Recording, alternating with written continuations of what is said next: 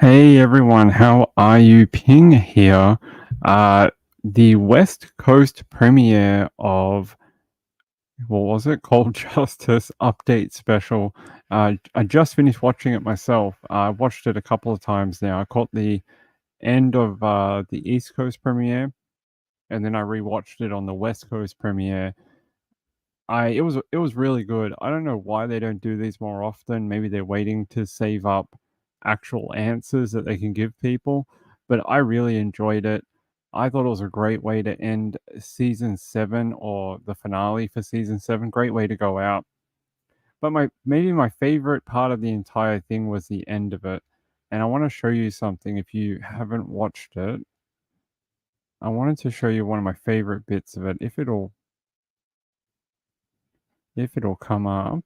There is a great trying to figure out what's going on with my photos. I think I have far too many screenshots on my computer. It's like no more room.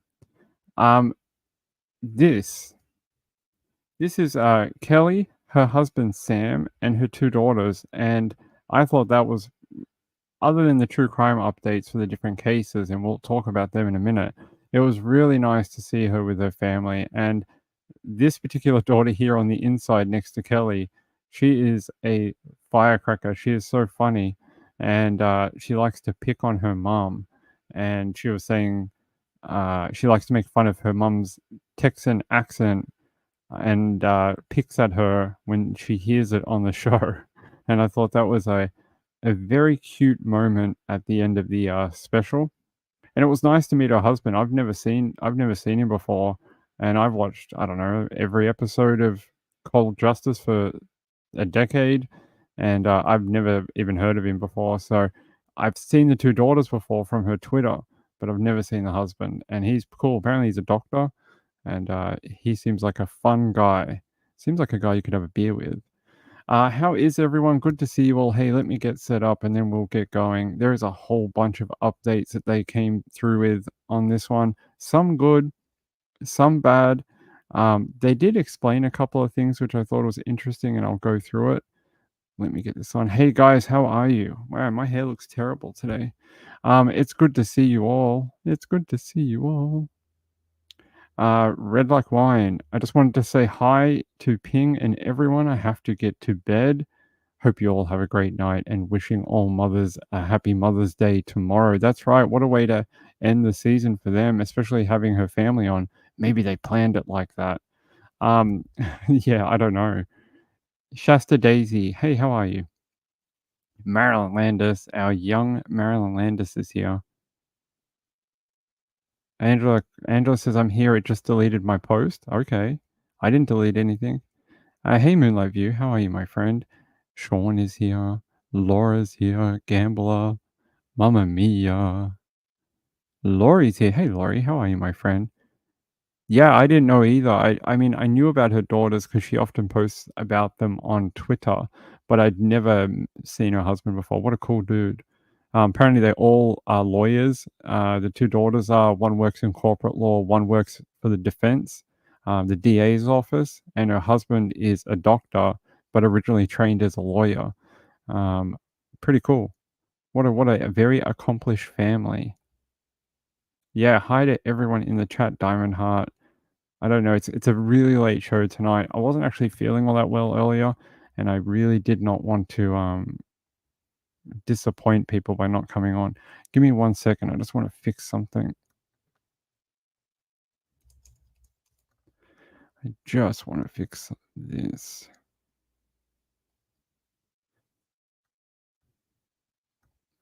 Something is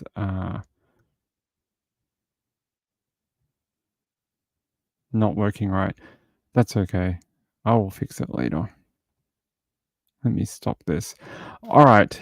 So we had a whole bunch of different specials. Oh, wait. So also, after they did this family thing, I just showed you her at the end with the family.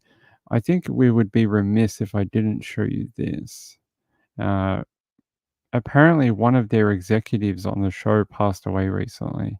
They showed this at the end of the episode.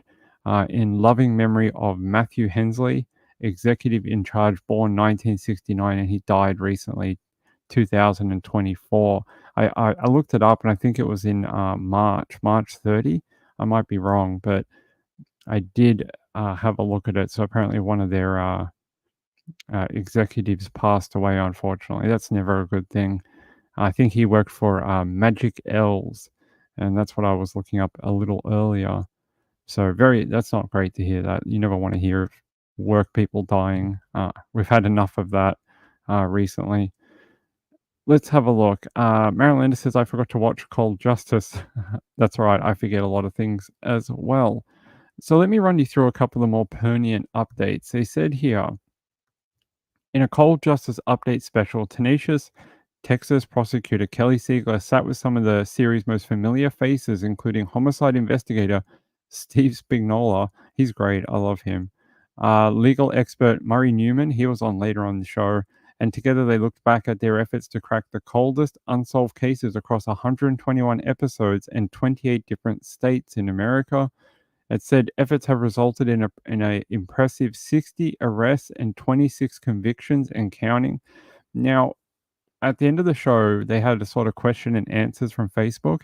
Hey, take some from Twitter next time, Magic Elves Inc. That would be cool too, if you did that instead of just taking from the Cold Justice Facebook. They were saying that a lot of people also picked up what I pick up on the show, and I think a lot of other people do, is when they say, oh, prosecutors want to like tie up loose ends before they look at pressing charges. And that seems to happen every bloody second episode, especially recently. In the last season or two, they've really started to have that happen a lot. At the end of the episode, the prosecutors or the DA's office just refuses to issue charges yet. They want more information. They want more solid evidence. And they were saying that a lot of places have started declining to prosecute circumstantial cases, or they're a lot harder to get arrest warrants and charges pushed for because they're afraid of losing their re-election and they don't want a loss on their record. And this is why they're starting to see some resistance to these type of cases for charges. And I found that a little interesting. Zelda, how are you, my friend? Hey, guess who's here? I haven't been feeling well, but I still love you. I love you too, Zelda. I hope you're doing okay. Hey, Four Sons Mom, how are you? Um, I heard from her briefly a few weeks ago. I don't know what I can and can't say. Nana Lana's not here to tell me what I can and can't say about her. All I can tell you is that she's been having a hard time. And that's all I can tell you. Other than that, I don't know. Um, if you want to reach out to her, I can send her an email and I'll give you an update tomorrow and see if she wants to give you guys an update or not. But I know she's been struggling with a couple of things. So I don't know if she's still having that problem or not, but I'll find out. Yeah, so a couple of the different I want to go. There's one down here I thought we actually reviewed last year. Let me find it. It was a really good one. And it had a very good update recently in 2024. Where is it? Here. It was an episode called Trail of Terror. Ronda Richardson. She was found on a trail, I think, behind her house. She had been looking for her dog that had run off into into the bushland behind her house. And it was a neighbor who lived a few houses down that they ended up zoning in on. And if I remember from the episode correctly, he was a weird dude. He had actually taken photos of her body, deleted them. When he gave police his phone, they were able to find out that he actually re downloaded them again later from the cloud. So he had some sort of interest in her dead body because he's the one who found her body. And it was very odd. And they're saying her body was severely decomposed when they found it due to the heat, but also they believe maybe a lack of care at some point after her body was found, between finding her body and then going to the medical examiner, that maybe she wasn't cooled down enough and she had an advanced stage of decomposition, a lot of bugs and things like that on her body. Says here, neighbor and registered sex offender Robert Clary told investigators that he found the body but denied ever being with her along the trail. Witnesses, however, stated otherwise. Per the update special, Clary pleaded guilty in April 2024 and was sentenced to 30 years in prison. That is a pretty good sentence, 30 years, and I think I can find you something here. Is it this one? Let me find it for you guys. R. Kelly? No, we don't want R. Kelly. Here. From KHOU. Let me switch to this one. So here's a photo of him, Robert Clary, and it's here. They're saying Richardson was found dead in a wooded area near her home in San Jacinto County. Sheriff's Office deputies were the ones who discovered the gruesome crime scene. Early in the investigation, he was identified as a primary suspect, but authorities didn't have enough evidence to formally charge him at the time. They brought in Cold Justice, who helped with the case and were able to piece together and find new witnesses. A neighbor down the street remembered seeing them together on the day that she was uh, killed. And that was a very interesting development because they had struggled to find witnesses to anyone who could place them A together. church in the Woodlands has cut ties with a pastor facing child Why porn does it do charges. this? Calvary Chapel. Stop that. It says here, case goes cold. Who was Richardson? No, we don't care about him. But it says here, Richardson had spent years as a correctional officer for the Texas Department of Criminal Justice, and worked at several different prisons. Most recently, Richardson worked at the Pulaski Unit, a prison near Livingston that houses Texas death row inmates. They said, let this case be a reminder to all who prey on the residents of our county. Even if it takes years, what is done in the dark will be brought to the light. Rhonda was beloved by family, friends, and co-workers. She was looking forward to being there for them in retirement. Clary took that future away from her, so it's only fitting that he surrender his. Yep, 30 years in prison. How old was this fella? Robert Dale Clary of Shepherd was 67 years old, pleaded guilty to murder, sentenced to 30 years in prison. If he was to survive, he would be 97 years old should he ever, be eligible to be released. That is a pretty good result for the murder, I would say.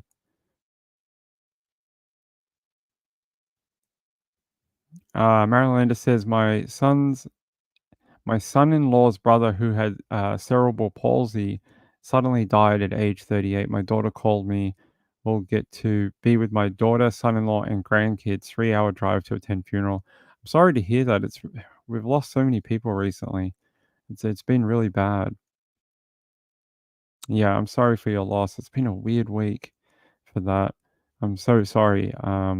Losing anyone out of family is a hard thing. So it says here, yeah, 30 years. I like that update. Hey, that is another cross they can put on their little score sheet. They got someone, prosecuted them successfully, got them sentenced, and the family doesn't have to ever probably worry about him ever again hurting anyone else. That is some good justice. Let me see. There was another good one. No, not Stacey Devine. I think that one was a. There was an interesting one up here. I actually did a show on this particular one. Where is it? About an older woman who may have killed her husband, and it has a really interesting update. Where is it? Da, da, da. Let me find it. I don't know why it's not. Hold on, guys. Ladies and gentlemen, I will find it, I promise.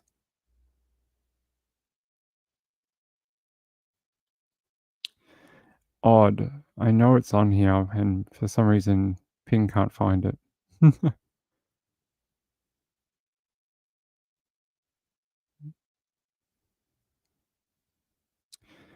Is it this one? It's about one where this she's an older woman now. They said that so the case was about her possibly killing her husband of the time. They reinvestigated it, and she's literally the only suspect.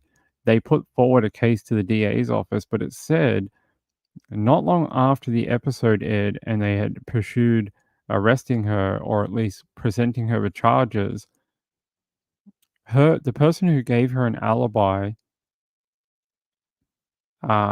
self-inflicted their leaving of this earth, and she actually fell and broke her hip as well.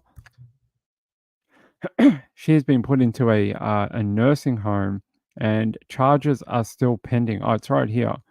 So it was Johnny Alberton. So it says here the murder was in 1984 of the 65-year-old rancher.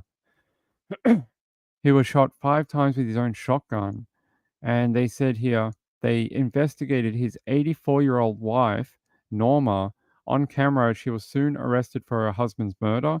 Since then, her son and alibi witness, Randy, was found dead. Norma has broken her hip and was placed in a nursing home. Her case is pending. I don't know if they will actually pursue it, being that she is 84 years old.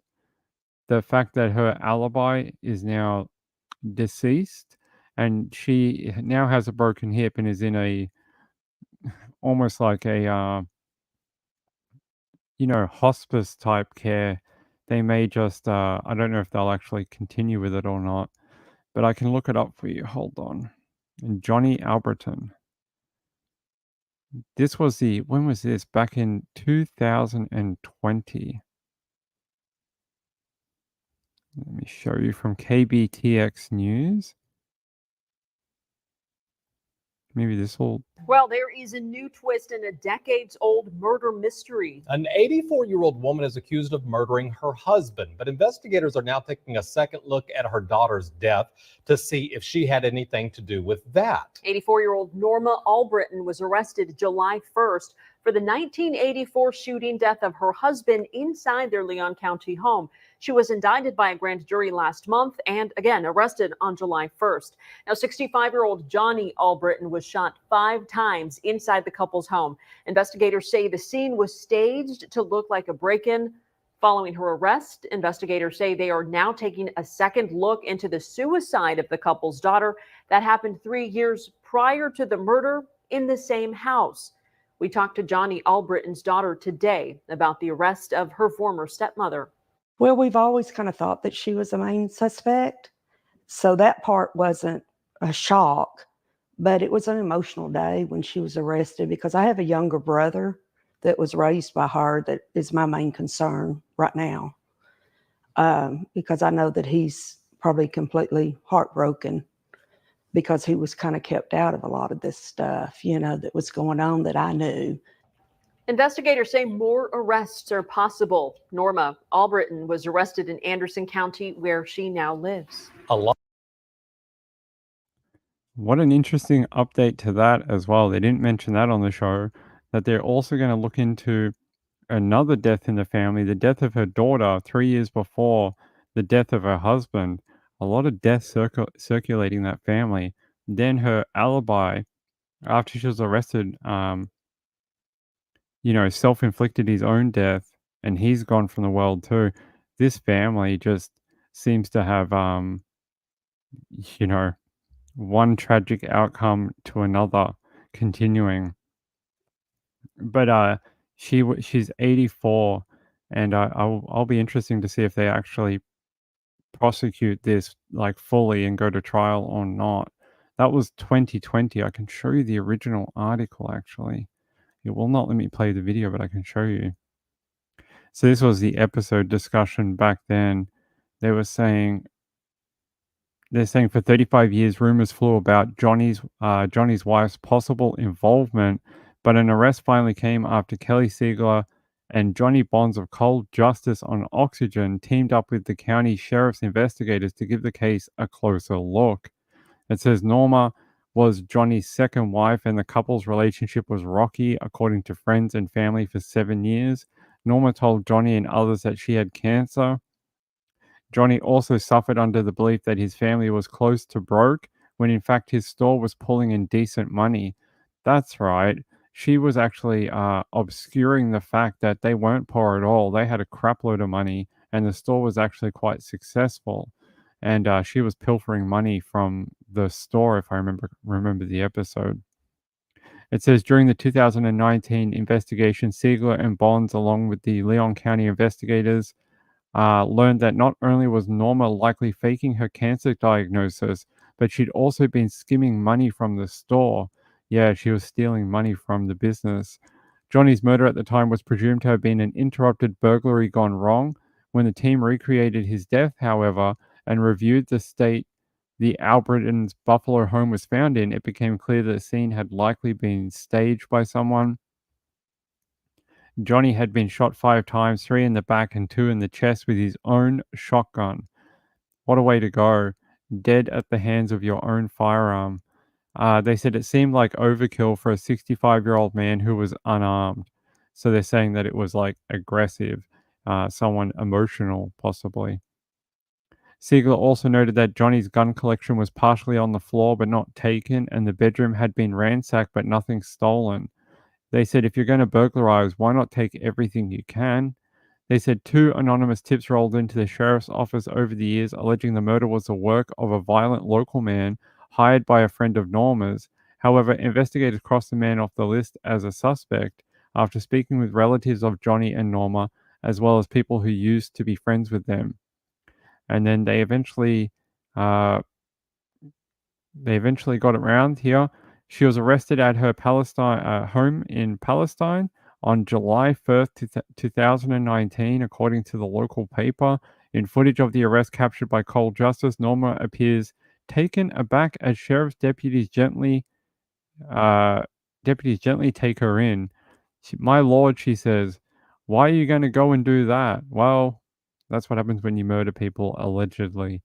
They do tend to arrest you. Nice lady, yeah. I don't think she's going to be giving you any Werther's originals at all. I don't think you'll get any toffees from her. So the original episode was called Double Life Discovered, and it aired in 2020, Cold Justice Season 5, Episode 22. So if you would like to go back and watch that one, it is a really good one. Very, very good episode. I can give that to you on the screen. This is the episode if you want to try track it down. I'm sure it's on oxygen.com if you can do catch up on Oxygen. If not, you may be able to do a little Google foo and try and find it. I'm sure you can find it. Angela says, what an evil bee with an itch. Yes, it is. You know, Angela, I know that you guys had the Aurora Borealis last night in the UK.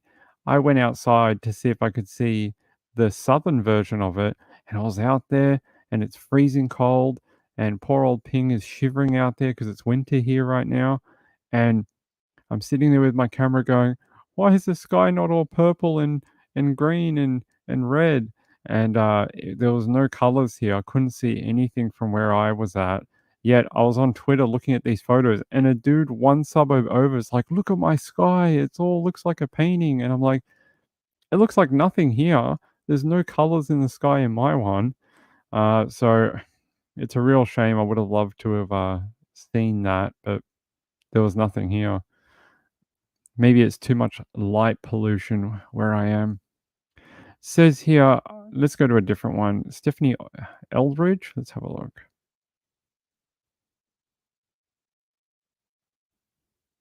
Okay, that's a good one. All right, let me get you some more details about Stephanie. That episode was called Family Betrayal, which was a good one. Yes. Actually, this is from our friends at East Idaho News. We know that. We know them. We know them. I'm going to show you the arrest video, or like the news video of the arrest. Today, a significant development was made in an Idaho Falls cold case. KPVI News Network's for you journalist Zane Hopen joins us now live from the newsroom with the details. Zane. Thanks, guys. Stephanie Eldridge's body was found in 2010, 3 years after she went missing. And after Idaho Falls police assigned someone to work nearly full-time on the case a few years ago, an arrest was made this afternoon. 12 years ago, Stephanie Eldridge went missing.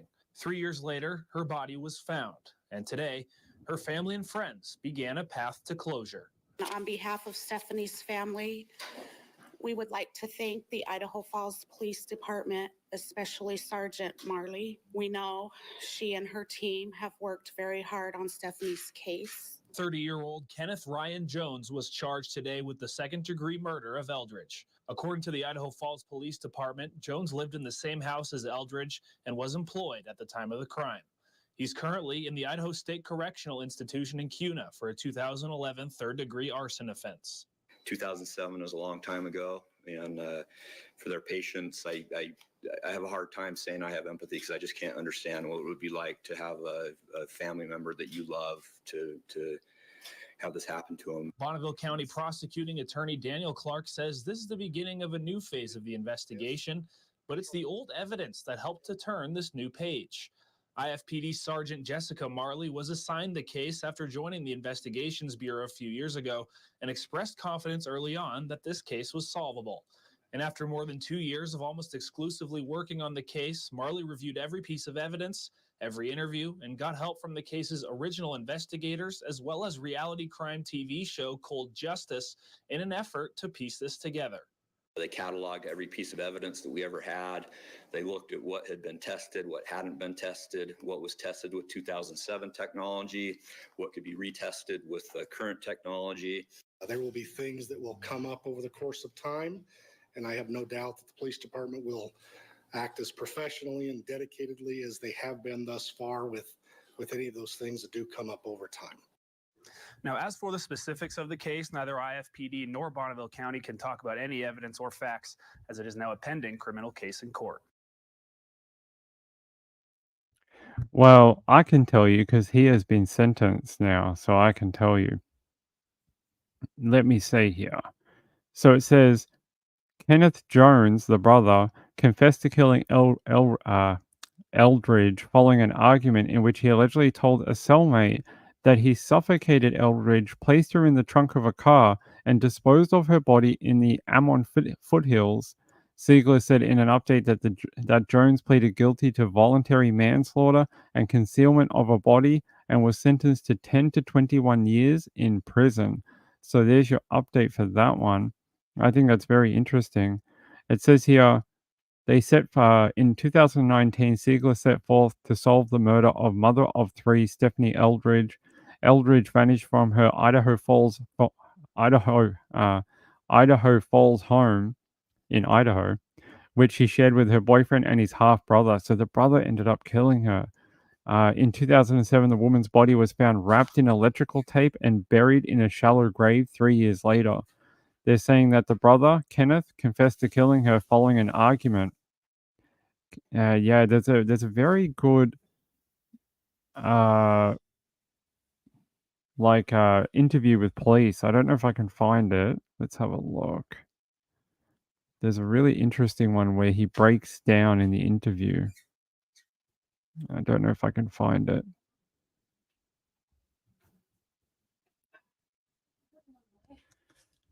But I can show you some photos. Here's a photo of him. Kenneth Jones, 32, was given a sentence of 10 to 21 years by the district judge. It's a pretty good sentence. Here's him in court.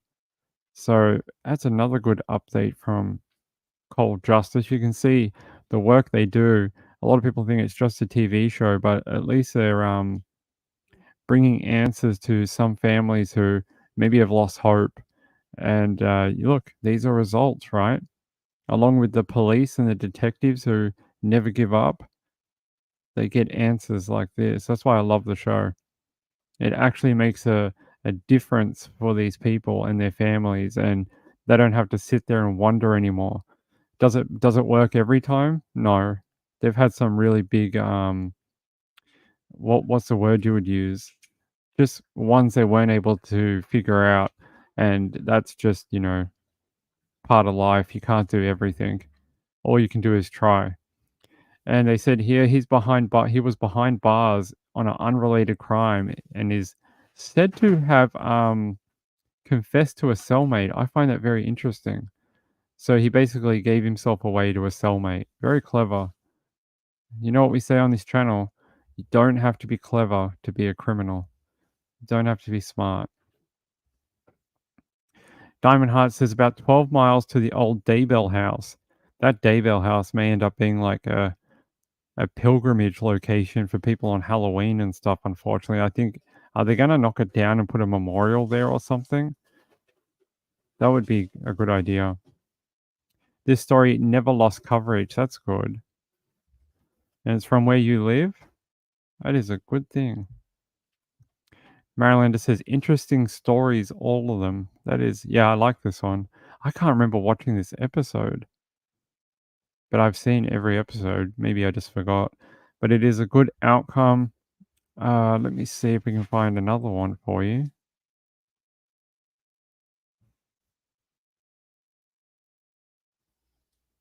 No, that one's a waiting trial. Trip to Nowhere, Evelyn, Mackey. Maybe that's a good one we could look up. That's an old one, I think. 2015. This one's a really old one. Oh no, this one's from 1981. This is one they did an update to. Husband charged with murdering his wife in 1981 cold case after reality TV show uncovers new evidence. Her daughter Kelly, then 14, returned home from school to her stepfather Merle, who said Mummy had gone to stay with relatives. After a few months, Kelly filed missing persons report that went unsolved. But at the start of 2015, Sheriff asked TNT show, back when they were on TNT and not Oxygen, Cold Justice to take a look at it. That's back before they got cancelled. If you didn't know, Cold Justice actually got cancelled from TNT, and then Oxygen picked it up. And my opinion is the show on Oxygen now is a much better show than it ever was on TNT. When it was on TNT, it was more, in my personal opinion, it was a colder show. It didn't have the warmth that it does now. It was a more clinical type, murder investigation show. And I think it shows a lot more warmth and compassion and things like that in the current version of Cold Justice than it did on TNT. Maybe they've changed a few things of the secret recipe over the years, but I like the new version a lot better. All right, let me see if I can find anything here. It says here, a man has been charged with murdering his wife of 34 years after she disappeared, and a cold case reality TV show is credited with cracking open the investigation. Mel Mackey, 72, was indicted by a Levy grand jury in September on a charge of first-degree murder. Investigators announced Monday at the news conference at the sheriff's office. His wife, Evelyn, was last seen on November 5th, 1981, after serving breakfast to her 14-year-old daughter, Kelly, before school. Kelly's stepfather, Merle, said Laverne had gone to stay with relatives. After a few months, Kelly filed a missing persons report that lay dormant for decades. Man, that must have been horrible for the family. Hey, Mum went missing. Oh, yeah, who cares? 30 years later, oh, maybe we should look into this woman that went missing. It says here, after a few months, Kelly, more than 30 years later, Hernando Sheriff invited TNT's reality TV show Cold Justice to take a look, and it marked a breakthrough. They said because of their tight time schedule, the show's producers wanted a case that had a good suspect and may be relatively close to being solved. The show flew in investigators to interview Mel Mackey in Texas earlier this year. During the interview, he made admissions to being responsible for his wife's death. Detectives would not say what led them to believe that Merle killed his wife in Levy County. Interesting. Let me see if I can find anything else on Evelyn Mackey. Or McKay. We'd say McKay here, but...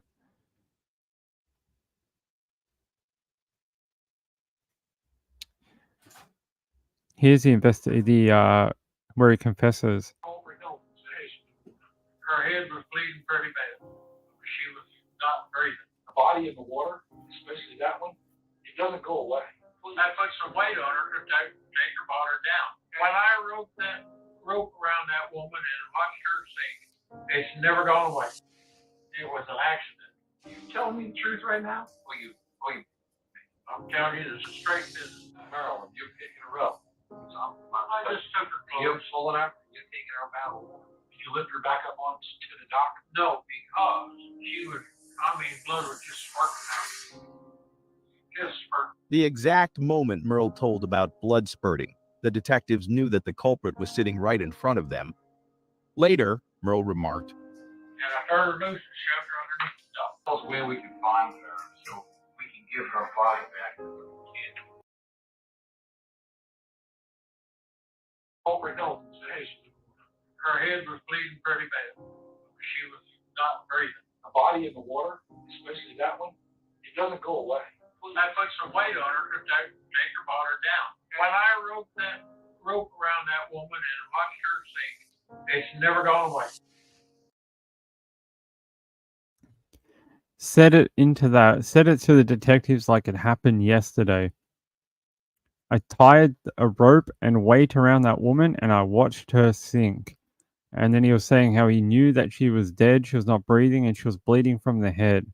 I mean, just like that, like it was nothing. Oh, I just killed her. Who cares? It's 30 years ago. And then they ask her, I don't know if she was ever recovered. I would have to look. You're picking her up. I just took her clothes. You're pulling out, you're taking her out of water. Did you lift her back up on to the dock? No, because blood was just spurting out. So it sounds like he must have hit a vein or an artery or something, or the wound was very deep. He said like it was gushing out of her head. Just like nothing, like he killed the fish. Let me see if I can find out whether she was ever recovered. Hold on. Because he seems to have admitted to it. Let's see if they ever recovered her body.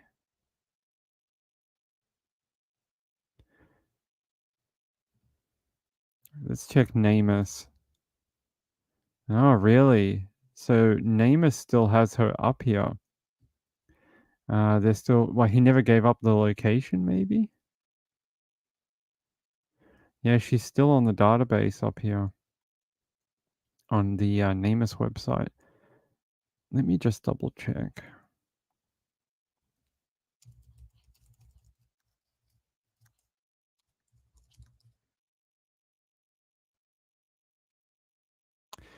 I don't think so. She's still listed on the Charlie project as well. Yeah. So she's still listed on the Charlie project. Interesting. So he must be one of those type of killers who's like, oh, I don't want to give up the body because I'm a loser. It's my only bit of control. I don't want to do it. It's the last thing I can control when I'm in prison or whatever. It's just a loser mentality.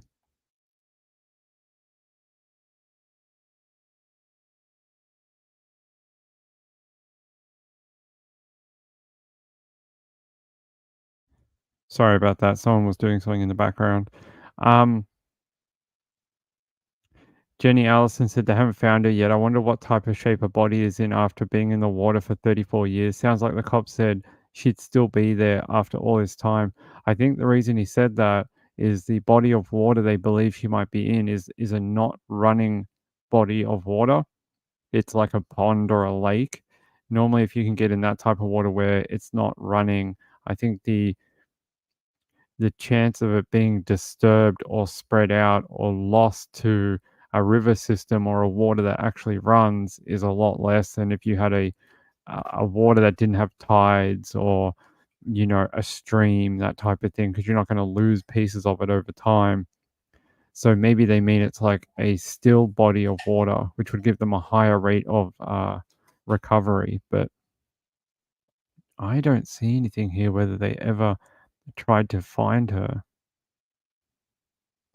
Yeah, detectives would not say what led them to. Yeah, but did he ever show them where? It makes it seem like in that video that they know what lake it is because they say, "Oh, that body of water, you know, she would still be there." Yeah. The exact moment Merle told about blood spurting, the detectives knew that the culprit was sitting right in front of them. Later, Merle remarked, And I started her noose and shoved her underneath the stuff. That's the way we can find her so we can give her body back to the kid. That's right. Tell us where we can find her so we can give her back to her kids. That's right. I wish that would be the most decent thing you could do after being an absolute, you know, beep of a beep. Look at that creepy smile he had when he was a youngster. Do you think he has serial killer face? He might. You mean this one here, where he looks like something out of a 1950s comic book? Let's have a look. That one there. Yeah, he does sort of have that, hey, I just killed my neighbors kind of look. She was a very pretty lady, right? Very attractive, very, very nice looking lady. She is far too good for him.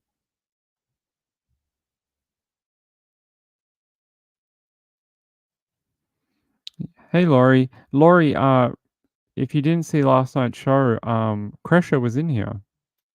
Me and Kresha often talk or whatever. Yeah, if you want to watch the Daybell trial, head to Kresha's channel and I think she covers it every morning. I often see her in the morning on Twitter with her stream going, and she's talking about the trial and what's going on that day. She is a lovely lady.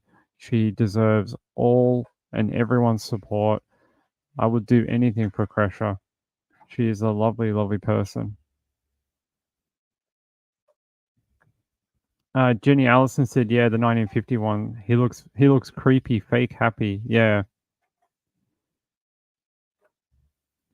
yeah. I hope if you are in the Southern Hemisphere today, you are having a great Mother's Day, and I'm hoping that's why our chat is very quiet because there is a lot of mums getting taken out to dinner or lunch from their kids, and mum is not going to have to do any cooking today. Maybe you took mum to a beauty treatment, to a spa, to a girls' day out. Maybe you took her out and took her to a movie and got to spend time with her. Maybe you took her on a nice picnic. Maybe you took her somewhere. That'd be nice. Oh, is it? That wouldn't surprise me. Kresha knows a lot of people in that area. That's horrible. We spoke about him the other night. I hope is there any update on that little boy? His name's Asher, right? Asher Sullivan.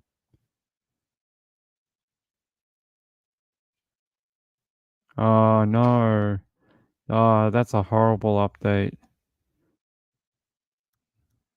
Oh, that's a Tonight we are. damn. They're saying doctor's message to father of boy swept into drain. We aren't expecting recovery. Come on. We have miracles every day. Can't we have one miracle? Says Asher update 12th of the 5th, 8:45 p.m. MRI results were not good, but what we expected. Biggest prayers are for Asher to stabilize and for brain swelling to reduce substantially. Come on. They say Asher is now having what looks like seizures, but neurologists say don't register as seizures. Medicine has been administered to help. Oh, come on. We're also continuing to follow the progress of Asher Sullivan. Asher is the 10-year-old fighting for his life after he was swept into a storm drain during the severe weather earlier this week. His parents say he has been breathing off and on every few minutes on his own. They say he even opened his eyes about halfway with no help from his doctors. Asher is being treated for severe damage to his lungs and his brain. Asher's parents say they're not giving up hope, but the doctor says he doesn't believe Asher will survive his injuries. Today, a vigil was held in Asher's honor. The Southside Pirates baseball team held a scrimmage with some of Asher's teammates and friends from the Murfreesboro Baseball Association. You see him here. That's what this baseball video has been about.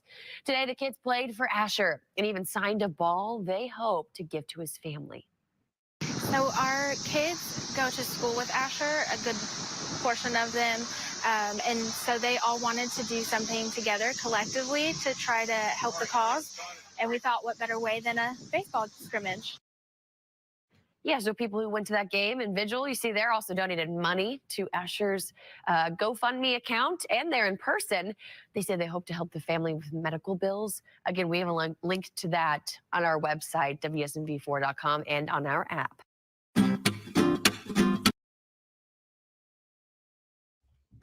That is not the update that I was hoping for. I was hoping to get like, miraculous recovery and Asher will be okay in like 4 weeks. He just needs a hospital stay and doctors do the unthinkable. This is horrible.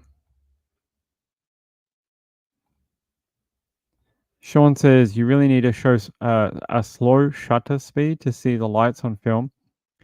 But I am really close to the south, and people are reporting seeing them with the naked eye around here. Maybe if you're further north, this is true, but possibly the light pollution, you would need it. But I'm so far south, I should be able to see it. I have a Nikon, and I tried using like slow release last night. So I did like I have a really good lens on my camera. I have a 2.8 wide angle on my Nikon, and which means it allows a lot of light through, so I can do really great night shots on it. And I tried doing a timed release on my camera, and I got nothing. No colors at all. It's just black. I get stars and things like that, but no colors. Very odd. Hey Beth, good to see you, my friend. I just pray that we get some sort of better update tomorrow about him. They said that they have given him medicine. That's good. Maybe that'll do something. They may have to give him some more surgery for the brain swelling. When I was hit by a car, I had brain swelling too. I fractured my skull, and I had brain swelling. They almost did the surgery to remove the piece of my skull, but it ended up not needing it. But they may do something like that to relieve the swelling in the brain for Asher. It's horrible. I'm going to keep an eye on this. Hopefully we get a better update about him tomorrow. Pray for better news. Okay, we got one more from the update show tonight. Let me see, where is it? Not Stephanie. We just did that one. Stacy? Nope, not that one. I think that one is still waiting. Oh, okay, we could do this one. Nori Jones. Let's go to Nori Jones. All right, let me set this up. We'll be back 2 seconds.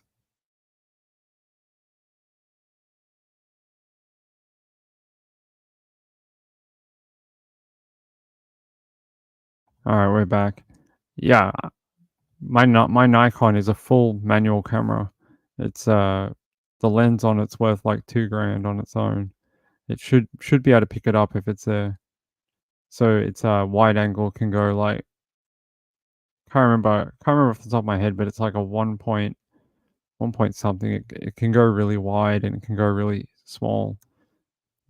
It's more for taking landscape shots rather than tied up shots, but it'll work for doing this type of, especially with a 2.8 on it. If you had something like a 3 or a 3.5, you might struggle and you'd have to do a longer shutter open to get the colors. But with a 2.8, shouldn't need to mess with it that much because it allows a lot of light in. All right. Let's see if I can get Nori Jones an update for you. All right, here. Yeah, I can get you a guilty plea. Or jury finding him guilty. In continuing coverage, we are learning the fate of Brad Comfort. He is accused of first-degree murder in the 2004 stabbing death of Nori Jones in her Pocatello home. Local News 8's Linda Larson is at the Bannock County Courthouse to tell us what the jury decided only a few hours ago. Linda. Todd, the verdict is guilty. It took a jury just 4 hours to convict Brad Comfort of first-degree murder in the death of Nori Jones. Before the verdict was read, Judge Javier Gabiola admonished the packed courtroom to not have any outbursts. Brad Comfort seemed to waver slightly when the guilty verdict was handed down. The judge asked him if he understood, and he replied, quote, "I can't even think right now." In the gallery, you could hear sobs coming from the family members. I talked to several of them who didn't want to go on camera, but they thanked us for our respectful coverage of the case. And they said that they were happy to finally have a resolution after so long. There were hugs and tears outside the courtroom as family members finally have some closure after more than 20 years after the murder. The jury heard those closing arguments this morning. The prosecution focused on the compelling DNA evidence from Nori's sexual assault kit and a palm print on the window that had the screen cut out. Brad Comfort's DNA was found on that window frame with a 1 in 93 trillion chance that it was anyone but Brad Comfort. The defense claimed that the DNA evidence was flawed and other suspects were ignored. Comfort. His defense argued that the DNA evidence was flawed. What did they say? 1 in 93 trillion chance it could be someone else? All right, buddy. The DNA is flawed. If you can find someone else on this earth in 93 trillion people that could possibly be in the same place at the same time to commit the murder, I wish you luck on your appeal, sir.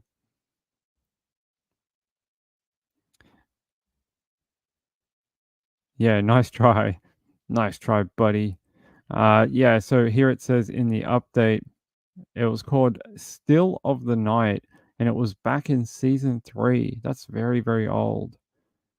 What episode was it? Season 3, episode 1 from 2015.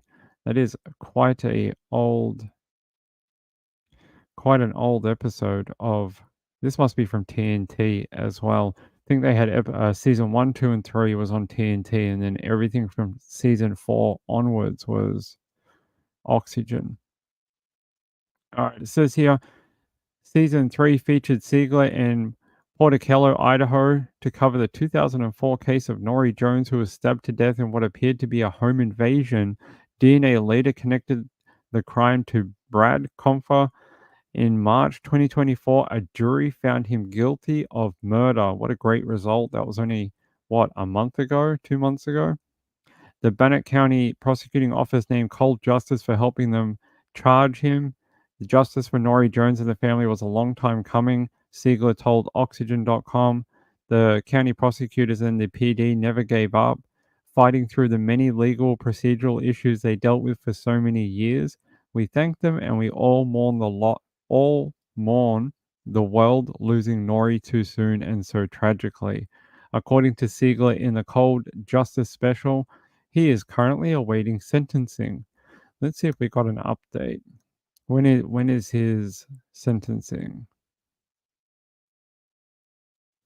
When will he go back? Here's a photo of him at trial. There you go. There's a photo of him. He will not face the death penalty. He was ruled to be intellectually disabled late last month and cannot face the death penalty because of it. When will he go for sentencing? Let's have a look. So apparently, Idaho passed a law in 2003 that prohibits capital punishment against those deemed intellectually disabled, though the statute uses an archaic phrase of characterizing a person who presents sub-average general intellectual functioning. So They probably need to redefine that.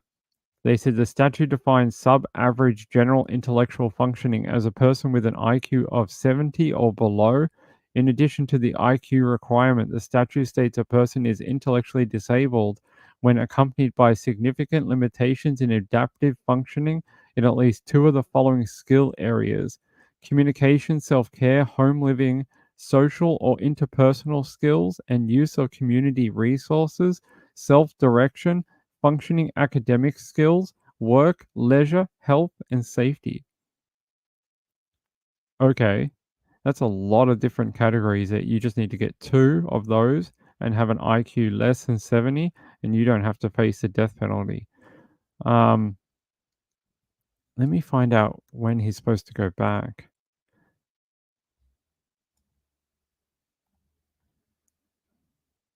Let's go to here.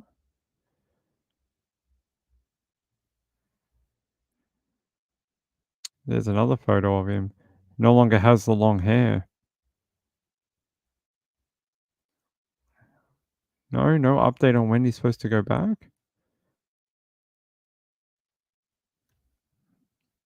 Oh, here. Sentencing is scheduled for April 30. It's already April 30. Hold on. Hold on. We're way past April 30. What stopped his sentencing?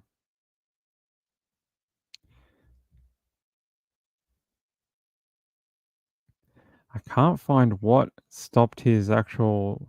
If he was supposed to be sentenced on the 30th of April. Hold on.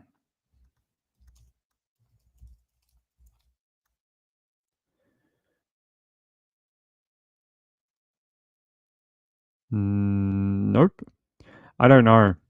I can't find out why.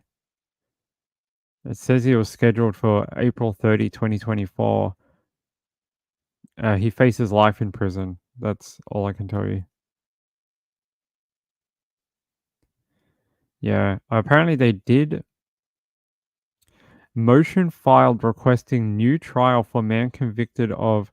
So I don't know what happened to this one, but East Idaho News is reporting. This might be why he wasn't sentenced. They're saying defense attorneys for Brad Scott Confer have filed a motion challenging his first-degree murder conviction and requesting a new trial.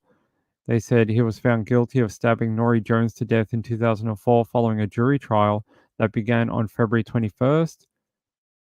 They said, as is common in these type of cases, his defense team has filed a motion to vacate that conviction and have the matter set for a new trial. That's probably why he hasn't been sentenced. They're probably still trying to work through this. Yeah, due to filing of the motion, his sentencing hearing, which had been scheduled for April 30, has been vacated. The matter is now set for a status conference on June 4. So we'll have to wait for June 4 whether to see if a judge will give him a new trial on appeal or not. Yeah, but they're appealing it, so they've got a status conference. We'll have to wait.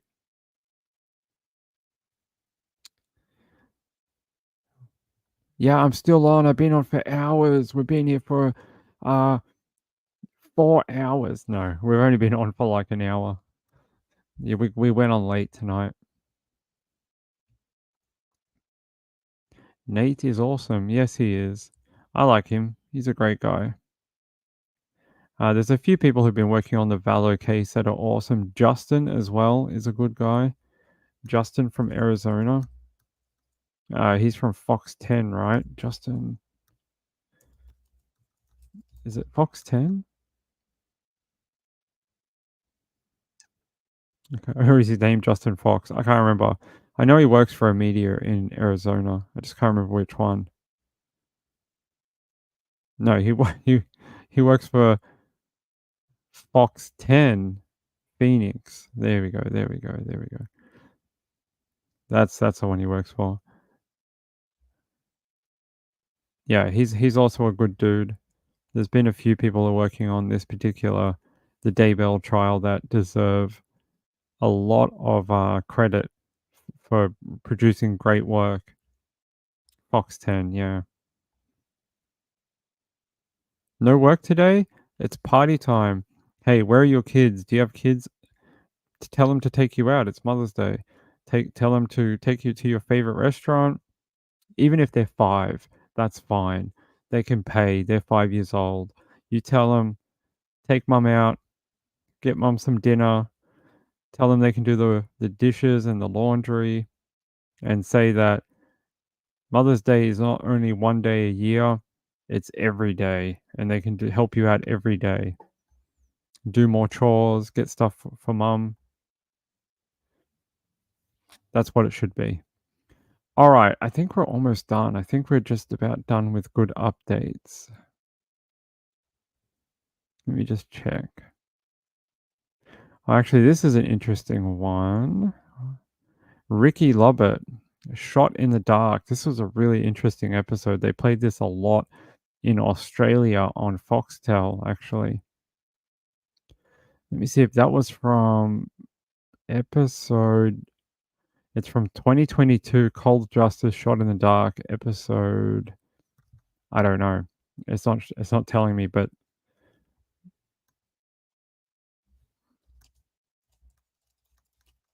season 6, episode 14, Shot in the Dark. So it's a newer episode. We've gone from early, from TNT era, to recent on Oxygen. There's the episode, and let me grab.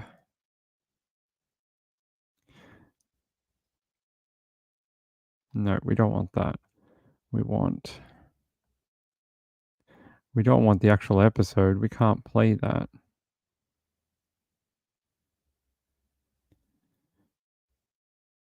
That won't help us either, apparently. Tommy Wetzel. This was a really interesting case. This was a death of an ex-partner of a woman he was seeing. So her ex-partner was shot and killed. They shot him from like ages away. I think it was like across the other side of the road. Apparently they think he had to be a pretty good shot. And it was over a contentious custody battle. It says suspicion landed on Tommy Wetzel, who was then married to Lobert's ex-girlfriend Alice Mader at the time of his death. Lobert and Mader were embroiled in a contentious custody battle over the children. In an update special, Siegel let audiences know that Wetzel was arrested in 2022, but in April 2024, he passed away in hospital just weeks before he was slated to go to trial on first-degree murder charges. Let me find if I can find that update here. See, Texas County murder suspect dies in Joplin Hospital, and he never went to trial for the murder of Ricky Lobert. I think that is disappointing, although some people would take that as a message from God. Some people might. Let me see if I can find an update at all. Seems like it's one of these cases that was very hyper-local and wasn't really covered in any of the local media extensively.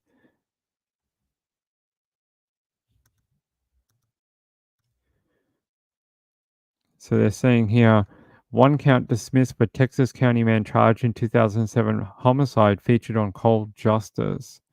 It says Wetzel was a person of interest during the initial investigation, and as a result, he was convicted of federal weapons violations, but they could not tie him to the homicide until this year. That's 2022. A grand jury indicted him on first-degree murder, armed criminal action, and discharging a weapon at or from a motor vehicle.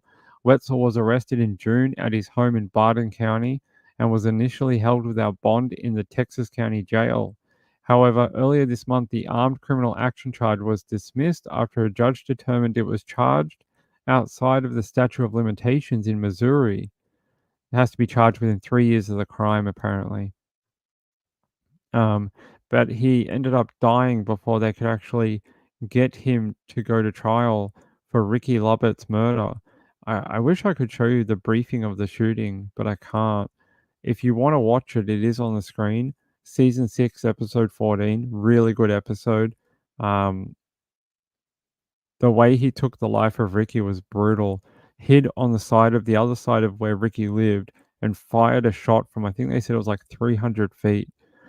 Killed him straight through the window of the home, and he died from a bullet, from gunshot wound. Really, really horrible. Jenny Ellison says, so sad he got away with it. Well, the last few years of his life, he was in jail. So did he get away with it? At least he was in custody at the time of his death, I guess. You can take some sort of solace in that. You can take the fact that the state will not have to pay for another trial. They won't have to pay to keep him alive for 35 years or whatever, and it saves the county money. It saves the state of Texas money, and he's not going to hurt anyone else. Not yet. I didn't. Where is that?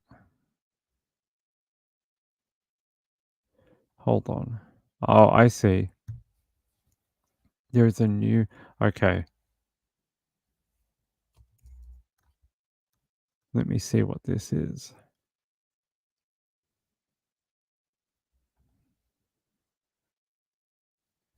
Oh, okay. Reeby's giving me some photos of the Supreme Court in Melbourne, so you guys can see where I'm going to go in a couple of weeks to see Erin Patterson go to trial. Let me download a few of these. You guys can see the funny people in the wigs. Yeah, that's a good one. All right. Let me show you what the court looks like in Melbourne. Melbourne, Australia.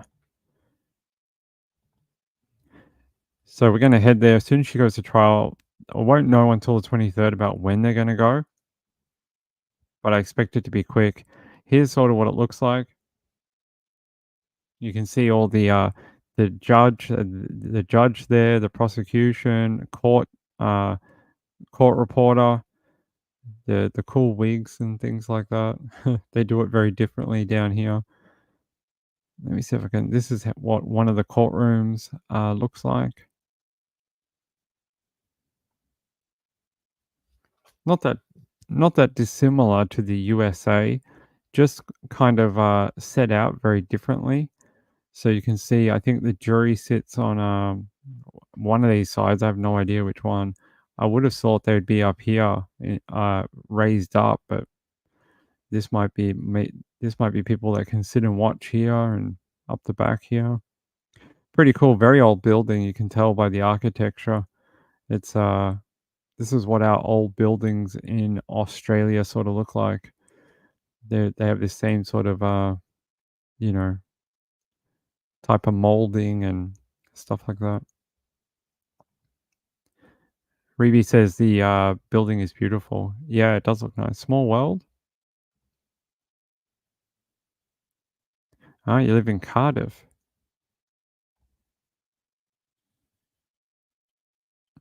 Yeah, so the judge is sort of raised up. He's not on the level of everyone else.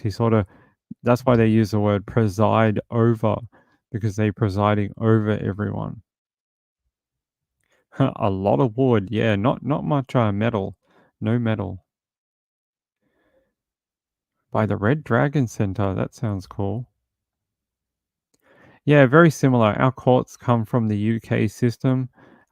Some things are slightly different from the UK system to here, but a lot of things are very similar.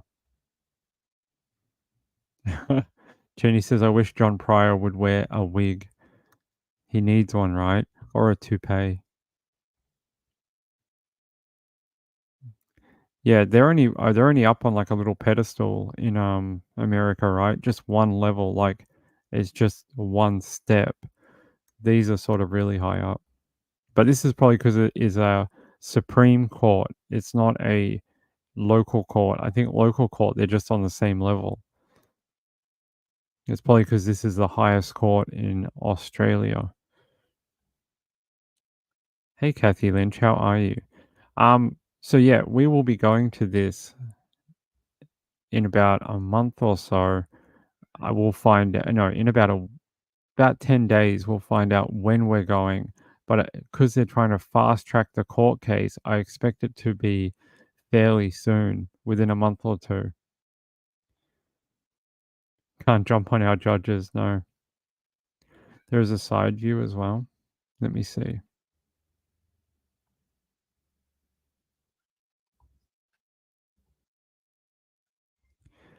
Let me see. Where is it? Oh, yeah, I see. I want to show the interior of the place too. It's very grand. Does remind me of the British. All right, hold on.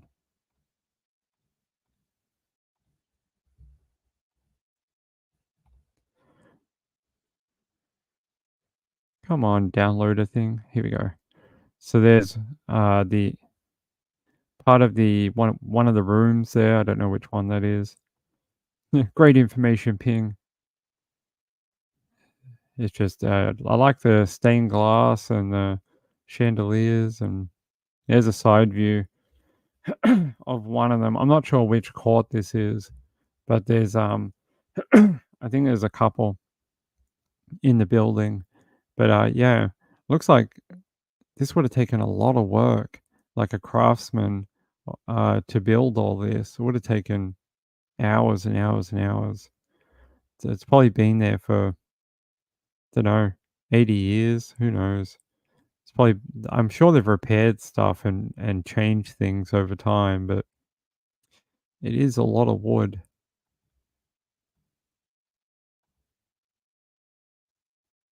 Yeah, it sort of looks like the state capitol building in America. Very similar. Oh, it's the red court. There you go. Reby knows.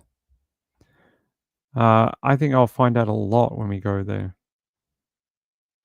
The blue court has, wait for it, blue carpet. Hey, at least you can never get lost. If they tell you to go to the blue room, you can find the blue room. If you have to go to the red room, you can go to the red room. I'm just waiting for the rainbow room. You wait till we go there. It looks like Willy Wonka. Maybe he is a judge. We'll find out. They're slightly different. I think the laws and the way they do things are sort of similar, but there's things different between Australia and the UK, like different procedural things. They're not exactly the same, but the base of the system, I think, is very similar. Hey, Cheated No More. The mechanic in Bronson's home. Yeah. Sort of looks something like that.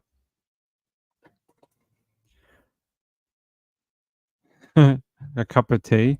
It is going to be freezing when we go to the Supreme Court because it's going to be in the middle of winter here in Melbourne. It's going to be so cold. I'm going to have to wear my big jacket. It's going to be freezing. Yeah, it's going to be a lot of fun. It's going to be a lot of fun. I'm hoping we might actually hit that 1,000 subscriber goal before we get to court. If you are out there and you haven't subscribed to this channel, think about doing so. We don't do a lot of self-promotion on this channel. I try and shove as much information and updates and things in here per show because I feel like that's more important, and I don't do a lot of self-promotion. Kathy Lynch says, how long will you be there? I think it's going to be over a month. So it's going to be quite an endeavor. I don't think we're allowed to do that here, but that would be fun. That's nice. I think we've had a couple of mothers and daughters who have subscribed to the channel. Who is the other daughter?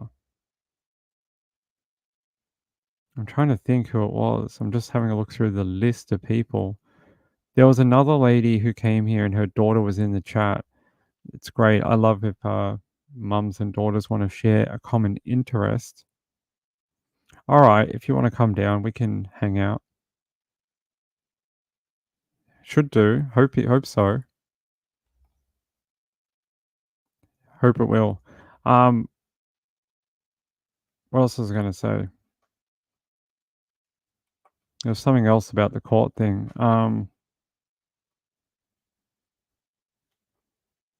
I don't know. I'll think of it later. There was something important. There was something important that we had to talk about, but now I don't remember. Hey, stop doing that, Mr. What do you call this thing? It's a hiss. It's a hiss guard. So when I say the S word, you guys won't get like crackling and popping. It's like a pop filter. Yeah. All right. I think we're about done. Angela says, "I'm going to ask my son to. He's 22. Calls you my crime guy." That's a great name. Yeah, I think that's about it. But it was a great update special. I really enjoyed it. I am very sad that it's over for the year. Normally, Cold Justice, they used to do 8 episodes or 6 episodes in February, and they used to do 6 or 8 in September, October. But ever since Kelly has started doing the other show she does, they don't do it anymore. And I don't know if they'll do it this year or they're just going to come back next February. Very sad about that. It's a long time to wait for more episodes, but hey, at least we got more episodes this year. We got, how many did we get? 11. That's more than they normally do. Normally they do like 6 and then another 6 later in the year. So hey, I guess we got a year's worth in one go. Let me see if I have any more screenshots from it. I don't think so, but if you have missed it, since we have no more Cold Justice, if you would like another sort of show to watch, In Pursuit with John Walsh is back on. Episode 1 aired last week. It is a great show. I really love John Walsh. And I like his, what's that other show he does? The America one, Most Wanted in America. Great show. I wish they'd done more episodes. I think they only did 4 episodes in January. Wish they would have done that all year long. That'd be a great show. But In Pursuit is back with his son, and it's a great show. I think they said if you go to Oxygen right now, let me check. Where's our original one? Here. They said that you can catch up on all the episodes of Cold Justice on Oxygen. Hold on, that's not the right one. That says there's new episodes on a Saturday. There is not. Catch up on all 7 seasons of Cold Justice on Oxygen. So if you're able to access it and you're in the USA, you should be able to see all 7 seasons on Oxygen. They have like an on-demand type thing. I can't watch it because I'm in Australia. By the way, I'm still very mad that NBC Universal would not give me put me on the insider list for Oxygen to get their promos and like screeners for the episodes. I'm the only person who does an after show for Cold Justice every week, and they still were like, "Nah, we don't need it. We don't care about any grassroots type advertising for our show. We don't need you. We're way more important." It's a shame because I love Kelly and I love the show, even though I know a lot of people do not like her. A lot of people still remember her court cases from the 90s and think that she sort of derailed court cases with her antics in the courtroom. I get that. I get that. Let me just check here. You might have a lot to catch up on. They've done 121 episodes now. I worry that they won't continue though. Once you hit over 100 episodes in commercial TV, they then start selling it as a syndication deal. 100 episodes is a magic number for syndication in the USA, and I worry, but I hope she does continue. I really do. Me too. I love Kelly. You know, Kelly has she's often liked my tweets about Cold Justice on Twitter. Makes me feel very special because I'm like, oh my god, Kelly liked my stuff. She has no idea who I am, but I like that she liked my tweet.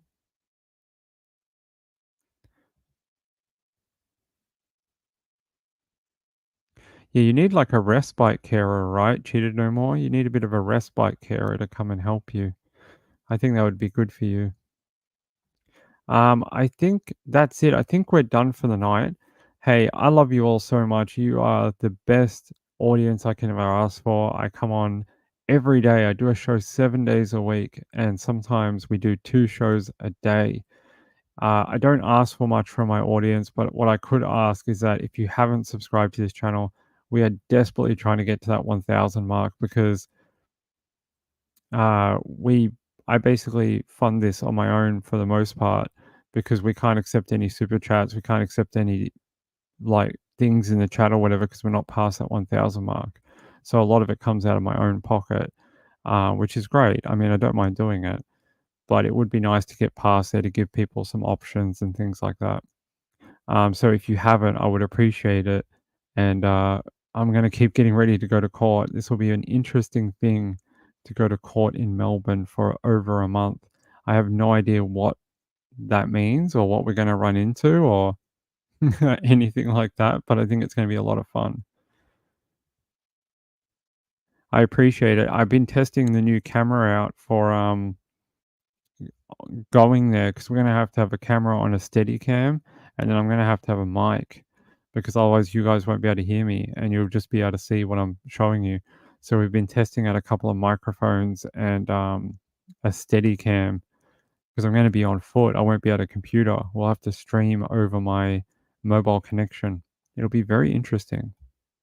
And then, of course, when I get home in the evening, I will do a full live show, break it down, what happened in court that day.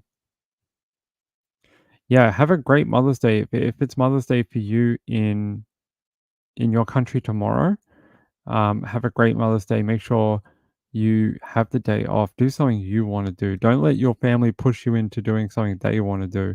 Make sure it's something you would love to do.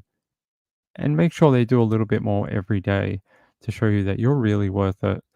And I will see you guys tomorrow night. Tomorrow night is Sunday Nights with Ping. We'll be back 10:30.